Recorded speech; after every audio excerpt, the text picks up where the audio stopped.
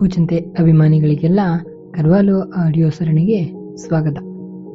ಮಾರನೆಯ ದಿನ ಕರ್ವಾಲೋ ತಾವು ಮೂಡಿಗೆರೆಗೆ ಬರುವುದಿಲ್ಲವೆಂದು 1 ವಾರಕ್ಕೆ ಅಧಿಕೃತ ರಜಾಪತ್ರ ಬರೆದು ಅದನ್ನು ನನಗೆ ಕೊಟ್ಟು ಇದನ್ನು ಆಫೀಸಿನಲ್ಲಿ ಕೊಡಬೇಕೆಂದು ಹೇಳಿದರು.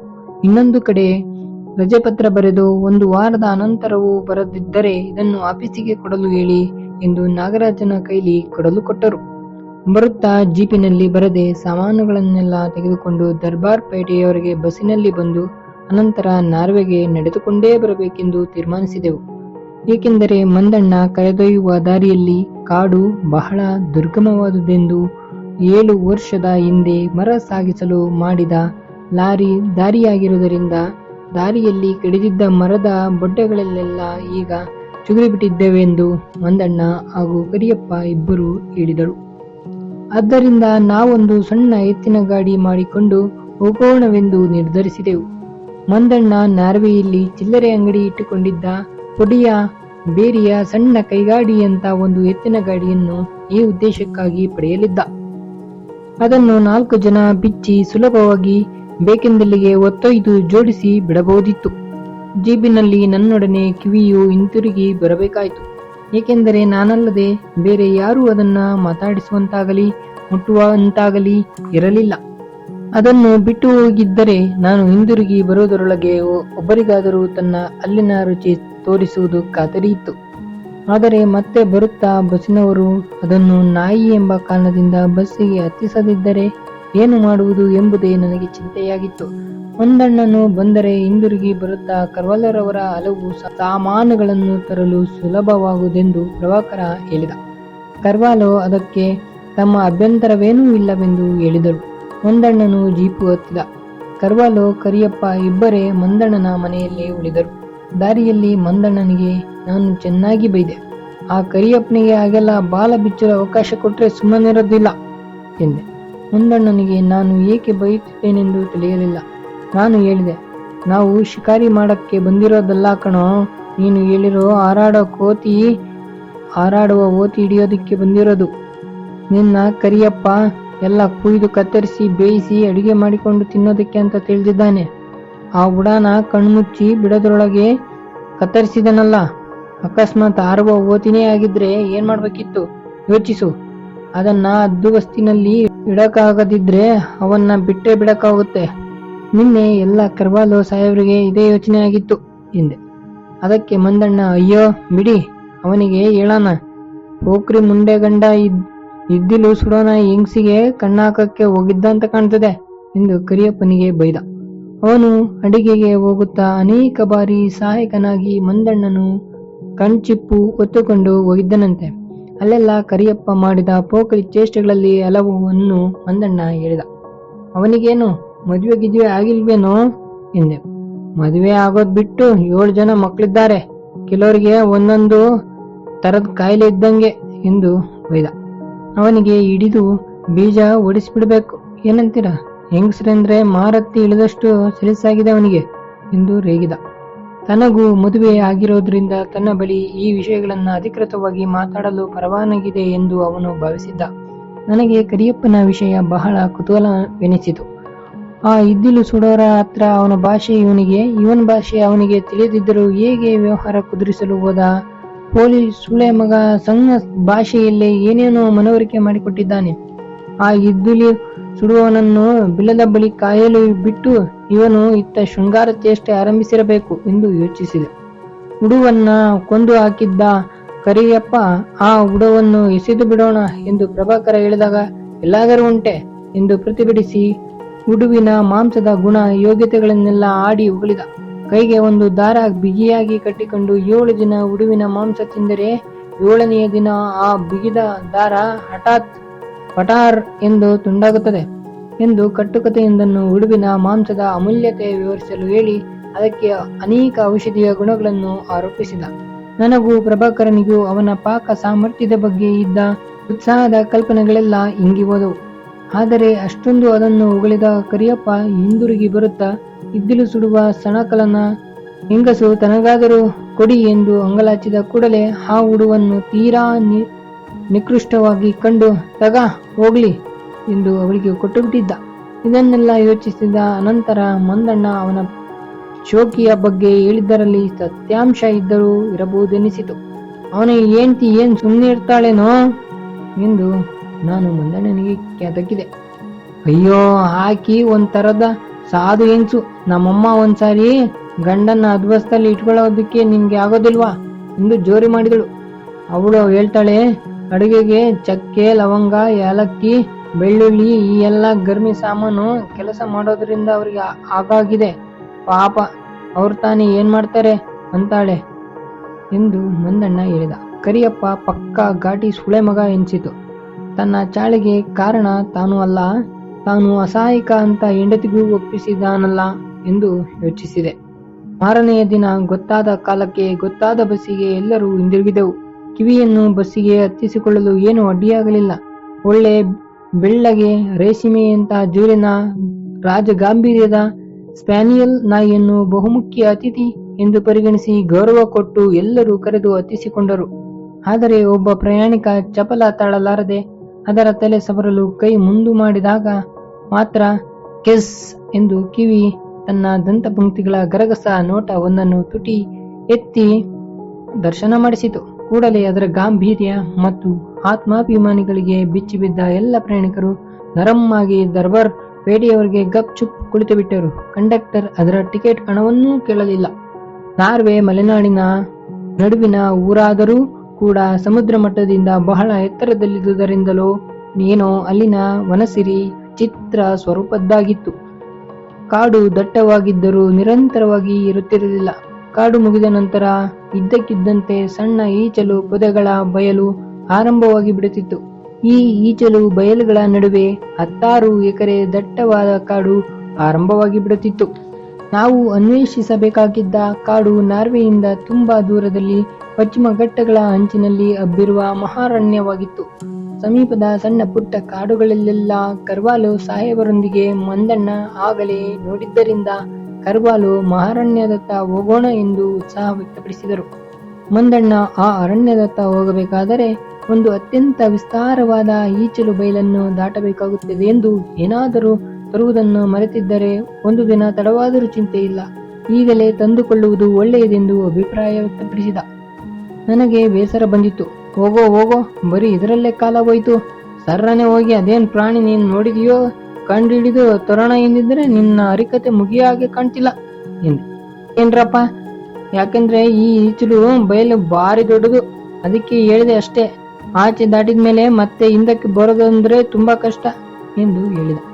ಮಾರನೇ ದಿನ ಬೆಳಿಗ್ಗೆ ಇನ್ನೂ ಕತ್ತಲಿರಬೇಕಾದರೆ ಎತ್ತಿನ ಗಾಡಿ ಕಟ್ಟಿಕೊಂಡು ಹೊರಟೆವು. ಕರಿಯಪ್ಪ ಗಾಡಿ ಹೊಡೆಯುತ್ತಿದ್ದ. ನಾವು ಆದಷ್ಟು ದೂರ ನಡೆದುಕೊಂಡೇ ಬರ್ತೀವಿ ಎಂದು ಹೇಳಿ ಗಾಡಿಯ ಗಡಬಡ ಶಬ್ದದ ನಡುವೆಯೇ ಮಾತನಾಡುತ್ತಾ ನಡೆದು ಹೊರಟೆವು. ಹಳ್ಳವೊಂದನ್ನು ದಾಟಿದೆವು. ಕರಿಯಪ್ಪ ಎತ್ತುಗಳಿಗೆ ನೀರು ಕುಡಿಸಿದ. ಅನಂತರ ಒಂದು ಗದ್ದೆ ಕೋಗನ್ನು ಕೆಸರಿನ ಮಯವಾದ ದಾರಿಯೊಂದರ ಮುಖಾಂತರ ದಾಟಿದೆವು. ಮುಂದೆ ಒಂದೆರಡು ಗುಡಿಸಲು ಜೋಪಡಿಗಳು ಕಂಡವು.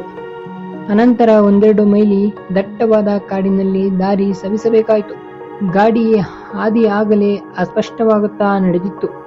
ಕಡೆಯಂತೂ ಕರಿಯಪ್ಪ ಬರಿಯ ಅಂದಾಜಿನ ಮೇಲೆ ಗಾಡಿ ಹೊಡೆದ. ಕಾಡು ದಾಟಿದ ನಂತರ ಒಂದು ವಿಸ್ತಾರವಾದ ಈಚಲು ಬಯಲು ಎದುರಾಯಿತು. ನಾವು ಬಹಳ ಕತ್ತಲಿರಬೇಕಾದರೆ ನಾರ್ವೆಯಿಂದ ಹೊರಟಿದ್ದೆವು. ಮಳೆಗಾಲ ಮುಗಿದು ಆಗಲೇ ಅನೇಕ ದಿನಗಳಾಗಿದ್ದವು. ಆದ್ದರಿಂದ ಗದ್ದೆಗಳ ಬಳಿ ಮಾತ್ರ ದಾರಿ ಕೆಸರಾಗಿತ್ತೇ ವಿನಃ ಮಿಕ್ಕೆಲ್ಲ ಕೆಸರಿನಿಂದ ತೊಂದರೆಯಾಗಲಿಲ್ಲ. ಈಚಲು ಬಯಲಿನ ಬಳಿಗೆ ಬರುವ ವೇಳೆಗಾಗಲೇ ಸೂರ್ಯ ಮೂಡಿ ಅವನ ಜ್ವಾಜ್ವಲ್ಯಮಾನ ಕಿರಣಗಳು ಈಚಲು ಬಯಲಿನ ಮೇಲೆ ಬೀಳುತ್ತಿತ್ತು. ಈಚಲು ಬಯಲಿನ ಅಗಾಧ ವಿಸ್ತಾರವನ್ನ ನೋಡಿ ನಾನು ಮಂಕಾಗಿ ಹೋದೆ. ಮಂದಣ್ಣ ಹೇಳಿದ್ದು ಅಕ್ಷರಶಃ ನಿಜವಾಗಿತ್ತು.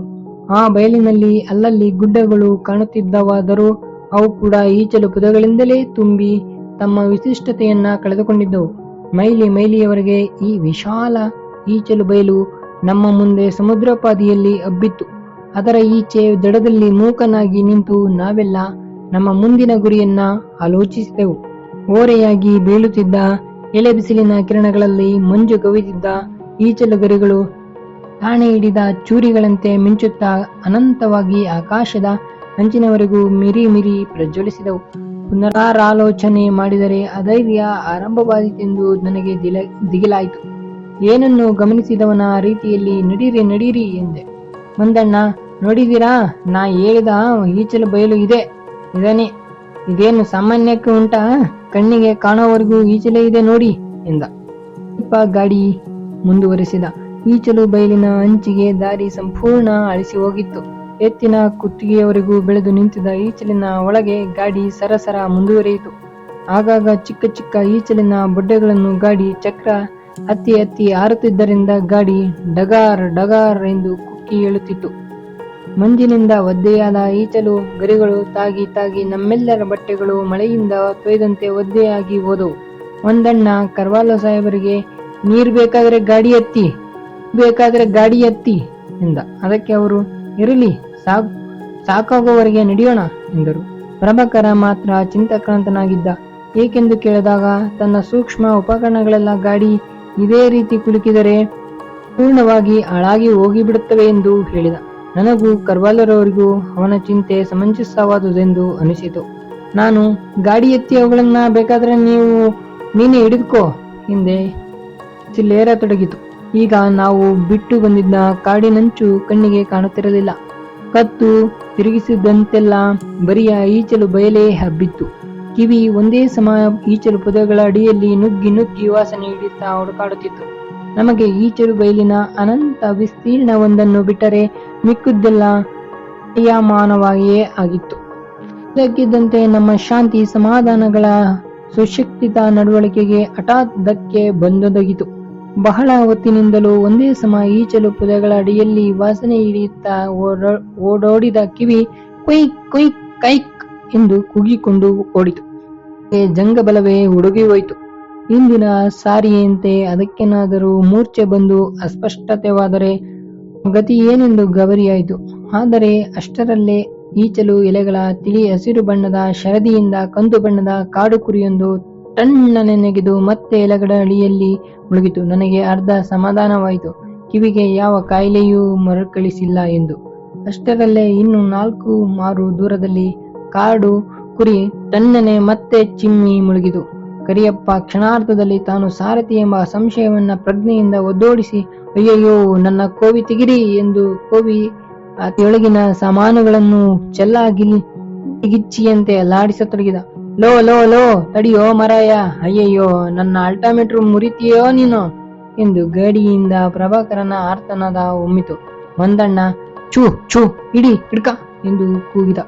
ಕರ್ವಾಲೋ ಮಂಜಿನ ಹನಿಗಳು ಕುಳಿತು ಮಂಕಾಗಿದ್ದ ಕನ್ನಡಕ ತೆಗೆದು ಒರೆಸಿಕೊಳ್ಳತೊಡಗಿದರು. ನಾನು, ಏ ಮಂದಣ್ಣ, ಚೂ ಬಿಡಬೇಡ ಕಣೋ ಎಂದು ಕೂಗಿದೆ. ಕಿವಿ ಕೈ ಕುಯ್ಕ್ ಎಂದು ಕೂಗುತ್ತಾ ವೇಗವಾಗಿ ಬೆನ್ನಟ್ಟಿತು. ಕಾಡು ಕುರಿ ಇನ್ನೊಮ್ಮೆ, ಮಂದಣ್ಣ, ಚೂ ಬಿಡಬೇಡ ಕಣೋ ಎಂದು ಕೂಗಿದೆ. ಕಿವಿ ಕೈ ಕುಯ್ಕ್ ಎಂದು ಕೂಗುತ್ತಾ ವೇಗವಾಗಿ ಬೆನ್ನಟ್ಟಿತು. ಕಾಡು ಕುರಿ ಇಲ್ಲೊಮ್ಮೆ ಅಲ್ಲೊಮ್ಮೆ ನೆಗೆದು ಮಿಂಚುತ್ತಾ ದೂರವಾಗುತ್ತಾ ಬಂತು. ಅದರೊಡನೆ ಕಿವಿ ಬೊಗಳುವ ಸದ್ದು ದೂರ ಆಯಿತು. ನನಗೆ ಇವರ ಅವ್ಯವಸ್ಥೆ ನೋಡಿ ತಲೆ ಸಿಡಿಯುವಷ್ಟು ಕೋಪ ಬಂದಿತು. ಸಾಮಾನ್ಯವಾಗಿ ವಿನೀತವಾಗಿ ಉದಯನಾಗಿದ್ದ ಮಂದಣ್ಣನು ಈಗ ಸಂಪೂರ್ಣ ತನ್ನ ಸ್ವಭಾವ ಬದಲಿಸಿಕೊಂಡಂತೆ ಕಂಡಿತು. ಪ್ರತಿ ಬಾರಿಯೂ ಗೊಂದಲಕ್ಕೆ ಕರಿಯಪ್ಪನೇ ಮೊದಲು ಕುಮ್ಮಕ್ಕು ಕೊಡುತ್ತಿದ್ದ.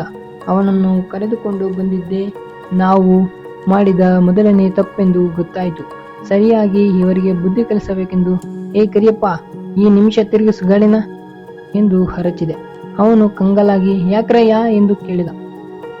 ಮಂದಣ್ಣನ ಕಡೆಗೆ ತಿರುಗಿ, ತಲೆಗಿಲೆ ಸಮ ಇದೆಯೇನೋ ನಿನ್ಗೆ ಎಂದು ಕೂಗಿದೆ. ಅವನು ಪಿಳಿ ನೋಡಿದ.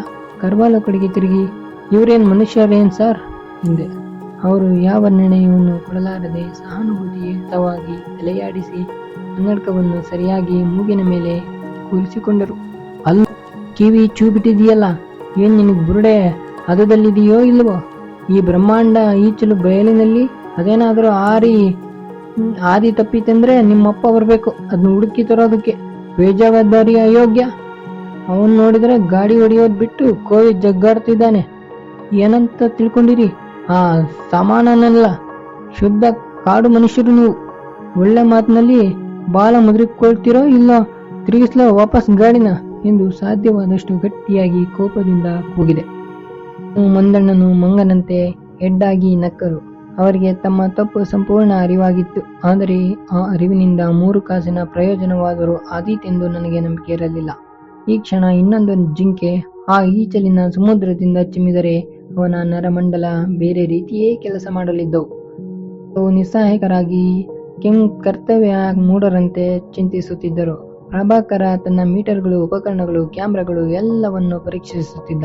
ಮುಂದಣ್ಣ, ಹೋಗ್ಲಿ ಬಿಡಿ ಸಾರ್, ಇನ್ಮೇಲೆ ಹುಷಾರಾದ್ರೆ ಸರಿ. ಈಗೇನ್ ಕಿವಿ ಬರೋವರೆಗೆ ಕಾಯೋಣವಾ ಅಥವಾ ನಿಧಾನಕ್ಕೆ ಮುಂದುವರಿತಿರೋಣ ಅಂತೀರೋ ಎಂದ. ಏನಾದರೂ ಮಾಡಿಕೊಳ್ಳಿ, ನನ್ಗಂತೂ ನಿಮ್ಮ ಬಗ್ಗೆ ಒಂಚೂರು ನಂಬಿಕೆ ಇಲ್ಲ ಎಂದು ಜಿಗುಪ್ಸೆಯಿಂದ ಹೇಳಿದೆ. ಕಿವಿ ಎಲ್ಲಾದರೂ ದಾರಿ ತಪ್ಪಿದರೆ ಸಮುದ್ರದಲ್ಲಿ ಕಳೆದು ಹೋದ ಮೀನನ್ನು ಹುಡುಕಿದಷ್ಟು ಕಷ್ಟವಾಗುತ್ತಿತ್ತು. ಅನೇಕ ವರ್ಷಗಳ ನನ್ನ ಅದರ ಗೆಳೆತನ ಅಲ್ಲಿ ಯಾರಿಗೂ ಸುಲಭವಾಗಿ ಅರ್ಥವಾಗದ್ದು. ಬೇಟೆಯಾಡುವುದರಲ್ಲಿ ಅದೊಂದು ನಿಸ್ಸೀಮ ನಾಯಿಯಾಗಿತ್ತು. ನನ್ನೊಡನೆ ಪುಟ್ಟ ಮರಿಯಾದಾಗಿನಿಂದ ಬೆಳೆದು ಬಂದು ಅದಕ್ಕೆ ನಮ್ಮ ನಡವಳಿಕೆಯ ಅರಿವು ಚೆನ್ನಾಗಿ ಪರಿಚಯವಾಗಿ ಹೆಚ್ಚು ಕಡಿಮೆ ಮಾತನ್ನು ಅಸ್ಪಷ್ಟವಾಗಿ ಅರ್ಥ ಮಾಡಿಕೊಳ್ಳುವಷ್ಟು ಕುಶಾಗ್ರ ಬುದ್ಧಿ ಬೆಳೆದಿತ್ತು. ನಮ್ಮ ಮನೆಯಲ್ಲಿ ಅದನ್ನು ಪ್ರಾಣಿ ಎಂದು ಯಾರೂ ಪರಿಗಣಿಸಿಯೇ ಇರಲಿಲ್ಲ. ಅದೇನಾದರೂ ಕಳೆದರೆ ನಮ್ಮ ಅನ್ವೇಷಣೆಯಲ್ಲಿ ಕೊಂಚವೂ ಆಸಕ್ತಿ ಇರುತ್ತಿರಲಿಲ್ಲ. ನಾನು ಏಕಾಂಗಿಯಾದರೂ ಆ ಬಯಲಿನಲ್ಲಿ ಅದನ್ನು ಹುಡುಕಲು ಹೊರಡುತ್ತಿದ್ದಂತೂ ಖಚಿತವಾಗಿತ್ತು. ಕರ್ವಾಲರವರಿಗೆ ಏನೋ ಒಂದು ತರ ತಮ್ಮವನೇ ಒಬ್ಬ ತಪ್ಪಿಸಿಕೊಂಡಂತೆನಿಸಿ, ಛೇ ಗಾಡಿ ನಿಲ್ಲಿಸಿ, ಅದು ಹಿಂದಿರುಗಿ ಬರೋವರೆಗೂ ಇಲ್ಲೇ ಇರೋಣ. ಅದು ಬರದಿದ್ದರೆ ನಮ್ಮ ಕೆಲಸ ಮಂದಕ್ಕೆ ಹಾಕಿ ಅದನ್ನೇ ಹುಡ್ಕೋಣ. ಏನ್ ಬೇಜವಾಬ್ದಾರಿ ಜನ ಇವರು ಎಂದು ಇದ್ದಕ್ಕಿದ್ದಂತೆ ರೇಗಿಬಿಟ್ಟರು. ಕರಿಯಪ್ಪ ಗಾಡಿ ನಿಲ್ಲಿಸಿದ. ಕೊಂಚ ಹೊತ್ತಾಯಿತು. ಕಿವಿಯ ಸುಳಿವೇ ಇಲ್ಲ. ಎಲ್ಲರ ಮುಖದಲ್ಲಿಯೂ ಗಾಬರಿ ಕಾಣಿಸಿಕೊಂಡಿತು. ನಾನು ಗಾಡಿ ಮೇಲೆ ಹತ್ತಿ ಕಿವಿ ಓಡಿದ ದಿಕ್ಕಿನಲ್ಲಿ ಮುಖ ಮಾಡಿ ಕಿವಿ ಕಿವಿ ಎಂದು 106 ಸಾರಿ ಕೂಗಿದೆ. ಇನ್ನೂ ಕೊಂಚ ಹೊತ್ತಾಯಿತು. ಎಲ್ಲರ ಮುಖದಲ್ಲಿಯೂ ಕಳವಳ, ಉದ್ವಿಗ್ನತೆಗಳು ಏರತೊಡಗಿದವು. ಕರಿಯಪ್ಪ ಏನೋ ತಮಾಸಿಗೆ ಮಾಡಕ್ಕೆ ಹೋಗಿ ಒಳ್ಳೆ ಎಡವಟ್ಟಾಯ್ತಲ್ಲ ಎಂದು ಬೇಸರಿಸಿದ. ಅಯ್ಯಯ್ಯೋ, ಅಲ್ನೋಡಿ ಅಲ್ಲಿ ಎಂದು ಮಂದಣ್ಣ ದೂರದ ಈಚಲು ದಿಣ್ಣೆಯೊಂದನ್ನು ತೋರಿಸುತ್ತಾ ಕೂಗಿದ. ನಾವೆಲ್ಲ ಗುತ್ತಿಗೆ ನೀಡಿ ನೋಡಿದೆವು. ಕಲ್ಲಾಗಿದ್ದ ಆ ದಿಣ್ಣೆ ಇಳುಕಲ್ಲಿ ಕಿವಿ ಬಂದ ದಾರಿಯ ವಾಸನೆ ಹಿಡಿಯುತ್ತಾ ತಲೆ ಬಗ್ಗಿಸಿಕೊಂಡು ಓಡೋಡಿ ಬರುತ್ತಿದ್ದು ಕಂಡಿತು. ನಾನು ಗಟ್ಟಿಯಾಗಿ ಕೂಗಿ ಕರೆದೆ. ಕೊಂಚ ಹೊತ್ತಿನ ಒಳಗೆ ಕಿವಿ ಮಾರುದ್ದ ನಾಲಗೆ ಬಿಟ್ಟುಕೊಂಡು ಬುಸಬುಸನೆ ಏದುತ್ತಾ ಬಂದಿತು. ಕಿವಿಯ ಹತ್ತಿರ ಬಂದಾಗ ಅದರ ವಿಶಾಲವಾದ ಕಿವಿಗಳಲ್ಲಿ ಒಂದರಿಂದ ರಕ್ತ ತೊಟ್ಟಿಕುತ್ತಿತ್ತು. ಸ್ಟಾಲಿಯನ್ ನಾಯಿಯಾದುದರಿಂದ ವಿಪರೀತ ಅಗಲವಾದ ಅದರ ಕಿವಿಗಳು ಮುಳ್ಳಿಗೆ ತಾಗಿ ಗಾಯವಾಗುವುದು ಶಿಕಾರಿಯಲ್ಲಿ ಸರ್ವೇ ಸಾಮಾನ್ಯವಾಗಿತ್ತು. ಆದರೆ ಈ ಸಾರಿ ಇನ್ನು ಪರೀಕ್ಷಿಸಲಾಗಿ ಈಚಲು ಪೊದೆಗಳ ಕೆಳಗೆ ಗರಿಗಳ ಮೂಲದಲ್ಲಿರುವ ಮುಳ್ಳಿನಂಥ ಗರಿಯೊಂದನ್ನು ಅದರ ತುಟಿಯ ಬಳಿ ಆಳವಾಗಿ ಚುಚ್ಚಿ ಮುರಿದುಕೊಂಡಿತ್ತು. ಅದನ್ನು ಕೇಳಬೇಕಾದರೆ ನಾನು ಎಷ್ಟೊಂದು ಬಲವಾಗಿ ಎಳೆಯಬೇಕಾಯಿತೆಂದರೆ ಸಣ್ಣ ಪುಟ್ಟ ನೋವಿಗೆ ಕಮಕ್ ಕಿಮಕ್ ಎನ್ನದ ಕಿವಿ ಕುಯ್ಯೋ ಎಂದಿತು. ನಾನು ಕೊಂಚ ಸಮಾಧಾನದಿಂದ ಕರಿಯಪ್ಪನ ಕಡೆ ತಿರುಗಿ, ಇದೇ ಕೊನೆ, ಇನ್ನೊಂದ್ಸಾರಿ ಹೀಗೆ ಮಾಡೋದಿದ್ರೆ ನಾನು ಈಗಲೇ ವಾಪಸ್ ಎಂದೆ. ಈ ರಗಳೆ ಬೇಡ ಮಾರಾಯ, ಈ ಹುಚ್ಚರ ತಲೆ ಹೇಗೆ ಓಡುತ್ತೆ ಹೇಳೋದಕ್ಕಾಗಲ್ಲ. ಕಿವಿಯನ್ನು ಇಲ್ಲೇ ಗಾಡಿ ಮೇಲೆ ಹತ್ತಿಸ್ಬಿಡಿ ಎಂದು ಪ್ರಭಾಕರ ಹೇಳ್ದ. ನನಗೂ ಅದೇ ಸರಿ ಕಂಡಿತು. ಏಕೆಂದರೆ ಕೆಲವು ವಿಷಯಗಳಲ್ಲಿ ಕರಿಯಪ್ಪ ಅತ್ಯಂತ ಬೇಜವಾಬ್ದಾರಿ ಮನುಷ್ಯನಾಗಿದ್ದ. ಕರ್ವಾಲೋ, ರೈಟ್, ಹಾಗೆ ಮಾಡೋಣ, ಎಷ್ಟೊಂದು ಸುಸ್ತಾಗಿದ್ದಾನೆ ನೋಡಿ ಎಂದರು. ಕಿವಿಯನ್ನು ಎತ್ತಿ ಗಾಡಿ ಹೊಡೆಯುವವನ ಹಿಂದೆ ಕೂರಿಸಿದೆ. ಕರಿಯಪ್ಪ ಎಲ್ಲಿ ಅದು ತನ್ನನ್ನು ಕಚ್ಚುತ್ತದೋ ಎಂಬ ದಿಗಿಲಿನಿಂದಲೇ ಗಾಡಿ ಹತ್ತಿ ಹೊಡೆಯಲು ಕುಳಿತ. ಕಾರ್ವಾಲೋ, ನಡೀರಿ ಇನ್ನು ಎಂದು ಕರಿಯಪ್ಪ ಎತ್ತಿನ ಬೆನ್ನು ತಟ್ಟಿ ಗಾಡಿ ಮುಂದುವರಿಸಿದ. ಯಾವಾಗ ಗಾಡಿ ದಡಬಡ ಮುಂದುವರಿಯಿತು, ಒಮ್ಮೆಯೂ ಗಾಡಿ ಸವಾರಿ ಕಂಡಿರದ ಕಿವಿ ಗಾಬರಿಯಾಯಿತು. ದಿಗಿಲಿನಿಂದ ನಿಂತಿತು. ನಾನು ಕೆಳಗಿನಿಂದ ಕಿವಿ ಕುಳಿತುಕೋ ಎಂದು ಜೋರು ಮಾಡುತ್ತಿದ್ದಂತೆಯೇ ಕರಿಯಪ್ಪನನ್ನು ಗುರ್ರೆಂದು ಎದುರಿಸಿ ಅವನ ಮೇಲೆ ನುಗ್ಗಿ ಅಲ್ಲಿಂದ ಬೆನ್ನಿನ ಮೇಲೆ ಹಾರಿ ಅಲ್ಲಿಂದ ಕೆಳಕ್ಕೆ ನೆಗೆಯಿತು. ಎತ್ತಿನ ಕಚಗುಳಿ ಇಟ್ಟಂತಾಗಿ ಅವು ನೆಗೆದಾಡಿ ಗಲಿಬಿಲಿ ಎಬ್ಬಿಸಿದವು. ಕಿವಿಗೆ ತುಂಬ ಕೋಪ ಬಂದು ಅವುಗಳತ್ತ ಬೊಗಳತೊಡಗಿತು. ಎತ್ತುಗಳು ಇದೇನೋ ಹೊಸ ರೀತಿಯ ತೊಂದರೆ ಉದ್ಭವವಾಯಿತಲ್ಲ ಎಂದು ಈಚಲು ಬಯಲಿನಲ್ಲಿ ಮನ ಬಂದುತ್ತಾ ಸ್ವೇಚ್ಛೆಯಾಗಿ ಓಡತೊಡಗಿದವು. ಕರಿಯಪ್ಪನು ಗಾಬರಿಯಾಗಿ ಓ ಎಂದು ಕೂಗುತ್ತಾ ಮೂಗುರದವರ ಜಗ್ಗಾಡಿದ. ನಾನು ಕಿವಿಗೆ ಕೂಗಿ ಜೋರು ಮಾಡಿದೆ. ಆ ಎತ್ತುಗಳು ಸುಮಾರು 1 ಪರ್ಲಾಂಗಿನವರೆಗೆ ಮನಸ್ವೇ ಓಡಿದವು. ಅಂತೂ ಇಂತೂ ಗಾಡಿ ತಹಬಂದಿಗೆ ತಂದು ಕರಿಯಪ್ಪ ನಿಲ್ಲಿಸಿದ. ಪ್ರಭಾಕರ, ಮಾಯರೇ, ನೀವು ಒತ್ತಿ ಅದನ್ನ ಹಿಡಿದುಕೊಂಡು ಕುಳಿತುಕೊಳ್ಳಿ. ಸ್ವಲ್ಪ ಅದಕ್ಕೆ ಎತ್ತಿನ ಗಾಡಿ ಸವಾರಿ ಅಭ್ಯಾಸವಾದರೆ ಎಲ್ಲ ಸರಿ ಹೋಗ್ತದೆ ಎಂದ. ಹಾಗೆ ಮಾಡದೆ ಬೇರೇನೂ ಗತ್ಯಂತರವೇ ಇರಲಿಲ್ಲ. ಇನ್ನು ಮಂದಣ್ಣ, ಕರ್ವಾಲ ಮಾತ್ರ ಏನು ನಡೆದು ಬರುವುದು. ಎಲ್ಲರೂ ಹತ್ತಿದರು. ನಾವೆಲ್ಲ ಹತ್ತಿ ಕುಳಿತಾಕ್ಷಣ ಇನ್ನೊಂದು ವಿಷಯ ಹಠಾತ್ತಾನೆ ಬೆಳಕಿಗೆ ಬಂತು. ಎಲ್ಲಿಂದ ಬಂದೆವು, ಎಲ್ಲಿದ್ದೇವೆ, ಯಾವ ಕಡೆಗೆ ಹೋಗುವುದು, ಈ ಮೂರು ಸಂಪೂರ್ಣ ತಪ್ಪಿ ಮರೆತೇ ಹೋಗಿತ್ತು. ನಾವು ಹೊರಟು ಬಂದ ಕಾಡಿನ ಅಂಚು ದಿಗಂತದಲ್ಲಿ ಸಂಪೂರ್ಣ ಕಣ್ಮರೆಯಾಗಿತ್ತು. ಸುತ್ತೆಲ್ಲ ಈಚಲು ಪೊದೆಗಳು, ಅಲೆಯಾಗಿ ವಿಶಾಲವಾಗಿ ಹಬ್ಬಿದ್ದ ಬಯಲು, ಅಲ್ಲೊಂದು ಇಲ್ಲೊಂದು ಸಣ್ಣ ಗುಡ್ಡಗಳಿದ್ದರೂ ಅದರ ಎಲ್ಲ ಪಾರ್ಶ್ವಗಳು ಒಂದೇ ರೀತಿಯಾಗಿದ್ದವು. ನನಗೇನನ್ನಿಸಿತು, ನಮಗೆ ಗೊತ್ತು ಗುರಿ ಇಂಥದೇ ಎಂದು. ಏನಿದೆ, ನಾವು ಹುಡುಕ ಹೊರಟಿರುವ ಆರುವ ಓತಿಯಾದರೋ ಇಂತಲ್ಲೇ ಇದೆಯೇ, ಅದರ ಅಮೂಲ್ಯತೆಯಾದರೋ ಕಲ್ಪಾಂತರಗಳಾಚೆಯ ಕಾಲದ ಅಗಾಧ ಸ್ತರಗಳಲ್ಲಿ ಒದಗಿ ಹೋಗಿದೆ. ಎತ್ತ ಹೋದರೂ ಒಂದೇ ಎಂದೆನಿಸಿತು. ಕರ್ವಾಲೋರ ಕಾಲದ ಮೂಲಮಾನಗಳು, ಜೀವ ವಿಕಾಸದ ಮಹಾನ್ ಗೋಪ್ಯಗಳು, ಇವನ್ನೆಲ್ಲ ನಿಲುಕಿಸಿಕೊಳ್ಳಲು ಮನಸ್ಸು ಚಾಚಿ ತಟಕ್ಕನೆ ನನಗೆ ನಮ್ಮ ಸದ್ಯದ ಪರಿಸ್ಥಿತಿ, ನಮ್ಮ ಆಧ್ಯಾತ್ಮಿಕ ಸ್ಥಿತಿಯಂತೆ ತೋರಿತು. ಅಲ್ಲ ಮಾರಾಯರೇ, ಈಗ ಎತ್ಲಾಗಂತ ಗಾಡಿ ಹೊಡೆಯೋದು ಎಂದು ಕರಿಯಪ್ಪ ಸಂಶಯಾತ್ಮಕವಾಗಿ ಉದ್ಗರಿಸಿದ. ಹೊಡೆದರೆ ಏನಯ್ಯ, ನಿಂತಿರೋ ದಿಕ್ಕಿನ ಕಡೆಗೆ ಮುಂದೋಡಿಸು. ಈಗ ನಾವು ಹುಡುಕ ಹೊರಟಿರೋ ಪ್ರಾಣಿ 3ರ ಮುಂದೆ 7 0 ಹಾಕಿದಾರೋ ಅಷ್ಟು ಅಳತು. ಅದಕ್ಕೇನು ಇಂಥ ಕಡೆ ಅಂತ ವಿಳಾಸ ಇಲ್ಲ ಹಿಂದೆ. ಕರಿಯಪ್ಪನಿಗೆ ಏನು ಗೊತ್ತಾಗಲಿಲ್ಲೆಂದು ಕಾಣುತ್ತದೆ. ಅದ್ಯಾ ಅಂತದಪ್ಪ 3 ಎಲೆ ಮುಂದೆ ಎಂದ. ಮುಂದೆ ಅಲ್ಲ ಕಣೋ, 3ರ ಮುಂದೆ 7 0 ಎಂದು ನಾನು ತಪ್ಪುತ್ತಿದ್ದೆ. ಕರಿಯಪ್ಪ ಮೊದಲಿನಷ್ಟೇ ಗೊಂದಲದಿಂದ ಏನ್ರಪ್ಪ ದೇವರೇ ಗತಿ ಎಂದ. ಕರ್ವಾಲೋ, ನಾನು ವೈಜ್ಞಾನಿಕ ಸಂಶೋಧನೆ ಎಂದರೆ ಇದೆಲ್ಲ ಫಿಲಾಸಫಿಗೆ ಜಾಗ ಇಲ್ಲ. ಸುಮ್ಮನೆ ಯಾವುದೋ ದಿಕ್ಕಿಗೆ ಹೊಡಿ ಅಂದ್ರೆ ಸಾಯಂಕಾಲದ ಹೊತ್ತಿಗೆ ಹೊರಟ ಜಾಗಕ್ಕೆ ಹಿಂದಿರುಗ್ತೀವಿ ಅಷ್ಟೇ ಎಂದರು. ಪ್ರಭಾಕರ, ಕ್ರೋನೋಮೀಟರ್ ತಗೊಳ್ಳಿ, ಹಾಗೆ ಕಾಂಪಸ್ ತಗೊಂಡು ದಿಕ್ಕು ಸೆಟ್ ಮಾಡಿ ಎಂದರು. ಪ್ರಭಾಕರ ಅವನ ಉಪಕರಣಗಳಿಂದ ದಶ ದಿಕ್ಕುಗಳನ್ನ ಜಾಲಾಡತೊಡಗಿದರು. ಕರಿಯಪ್ಪ, ಈ ಮಿಷನ್ಯಾಗ ಏನ್ ಕಾಣ್ತದೆ, ಓದ್ಕ್ಯಾತನ ಎಂದ. ಇಲ್ಲ ಕಣಯ್ಯ, ದಿಕ್ಕು ನೋಡ್ತಿದ್ದಾರೆ ಎಂದೆ. ಪ್ರಭಾಕರ ಕೊಂಚ ಸಮಯದ ನಂತರ ಒಂದು ನಿರ್ಣಯಕ್ಕೆ ಬಂದು ಗಾಡಿಯನ್ನ ಅದು ನಿಂತಿದ್ದ ದಿಕ್ಕಿನ ಸಂಪೂರ್ಣ ವಿರುದ್ಧ ದಿಕ್ಕಿಗೆ ತಿರುಗಿಸಿ ನಿಲ್ಲಿಸಿದ. ನನಗೆ ಹಿಂದಿರುಗಿ ಹೋಗುತ್ತಿದ್ದೇವೆಂದೇ ಗುಮಾನಿ. ಕರಿಯಪ್ಪ ಕೋವಿ ಎಳೆದಾಡುವ ಬರದಲ್ಲಿ ಪ್ರಭಾಕರನ ಯಂತ್ರ ಸಂಪೂರ್ಣ ಹದಗೆಡಿಸಿರಬೇಕು ಎಂದುಕೊಂಡೆ. ಒಟ್ಟಿನಲ್ಲಿ ದಾರಿ ತಪ್ಪಿದರೂ ಪರವಾಗಿಲ್ಲ, ಆದರೆ ಕರ್ವಾಲೋ ಹೇಳಿದಂತೆ ಹಿಂದಿರುಗಿ ಹೊರಟಲ್ಲಿಗೆ ಸರಿ ಎಂದಂದುಕೊಂಡೆ. ಕರ್ವಾಲೋ ಮಾತ್ರ ಯಂತ್ರೋಪಕರಣಗಳ ಬಗ್ಗೆ ಅಚಲ ವಿಶ್ವಾಸ ಇದ್ದವರಂತೆ ನಿರ್ಯೋಚನೆಯಿಂದ ಮೂಲೆಯೊಂದರಲ್ಲಿ ಗಡ್ಡದ್ದಾಗಿ ಕುಳಿತರು. ಮುಂದಿನ ಸರಣಿಯಲ್ಲಿ ಭೇಟಿಯಾಗೋಣ. ನಮಸ್ಕಾರ.